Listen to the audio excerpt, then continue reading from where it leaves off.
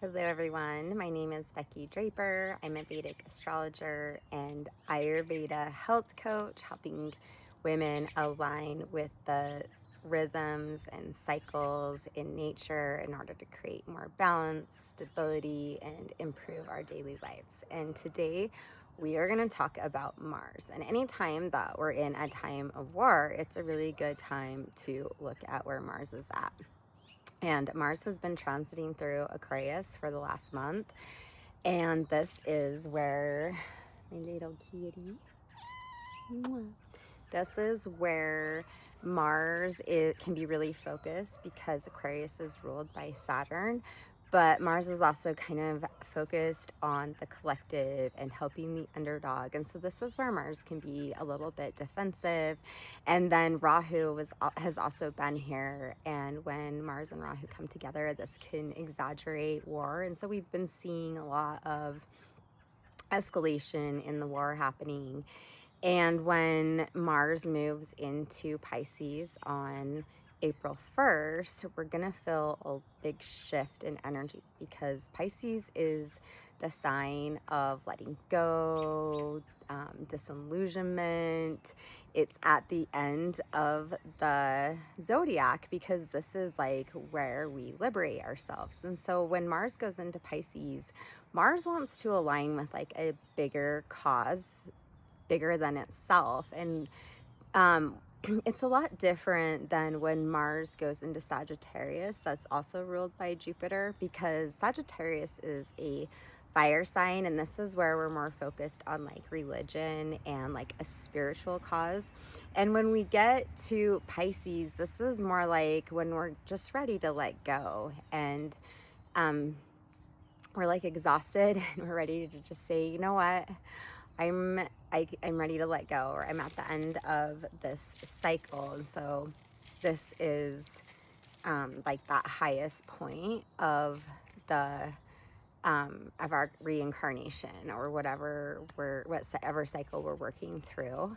And so it's not so much about being fired up to align with the cause. It's more of that watery sign where emotionally we are ready to just surrender.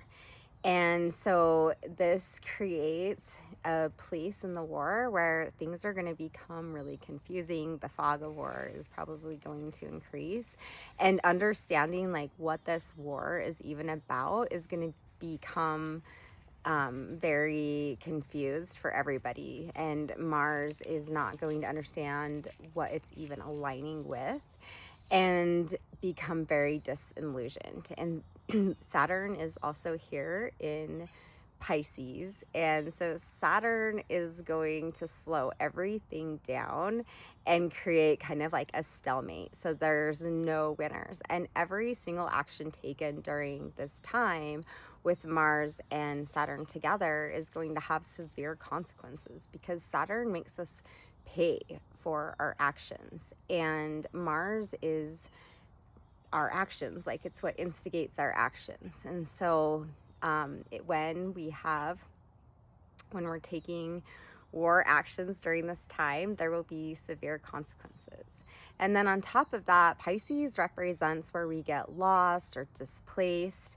And so we're going to see a lot of people being displaced around the globe. A lot of refugees are going to be created during this time because of the actions of the military and the governments. And so a lot of displacement will be a part of this. And we're going to be more aware of the emotional effects this has on people. And we're going to be facing more of the like emotional side of war, because that's what Mars does in Pisces. It connects deeper to its own spiritual cause, its own spiritual purpose. And so it wants to align more with actions that are working towards this spiritual growth or spiritual purpose. And so being aware of how like the effects of war has on society and cultures and people and just in general. Like, we're all affected by it. And I think that it can be easy to sometimes separate ourselves from it. And we probably should a little bit, just so we're not carrying the burden. But the reality is that when there is violence, it affects all of us. And we can only push that stuff away for so long, but we have to also face that stuff within ourselves. And so this will be a time where we're going to be a lot more sensitive to the cause and effect of war. And then we also want to look at where Jupiter's at, because Jupiter rules Pisces and Jupiter is in Gemini. And this is not the strongest placement for Jupiter, because when Jupiter has to question its beliefs, it can get defensive, or it can also get lost in, like, I don't want to look at what I believe, or what I don't want to question what I believe based on the facts that are coming in. And so this can go one of two ways. This is gonna, number one, it'll probably help communication a little bit with that Mars energy in Pisces, and people getting lost in, like, understanding why we're even at war. Then hopefully with Jupiter and Gemini, we'll be able to, like, maybe question why we're at war and actually take a deeper look at why we're at war. But then there's going to be the flip side of that, where it's going to also amplify the propaganda that's coming in to try and counterbalance all of the truth that's coming forward. And so you're going to have people that don't want to change and they don't want to face the truth. And so you're going to have, two opposing forces there with Jupiter. And so it can be helpful in some ways, but then in other ways, I think it's really going to amplify the misinformation and make it harder for people to really, like, figure out what's the truth, because there's going to be an influx of so much misinformation coming forward. And so on a personal level, that's all, like, on a global level, but on a personal level, this is a wonderful time to do more of a spiritual practice and focus your energy on your own spiritual journey, because when Mars is in Pisces, this is actually a beautiful energy of aligning with your deeper spiritual side and being able to let go a little bit and surrender, because that's ultimately, like, the martial artist is what Mars is. And the ultimate martial artist is the ability to just let go. And so this is that opportunity for you to do that on your own personal life. And so it's actually a beautiful energy.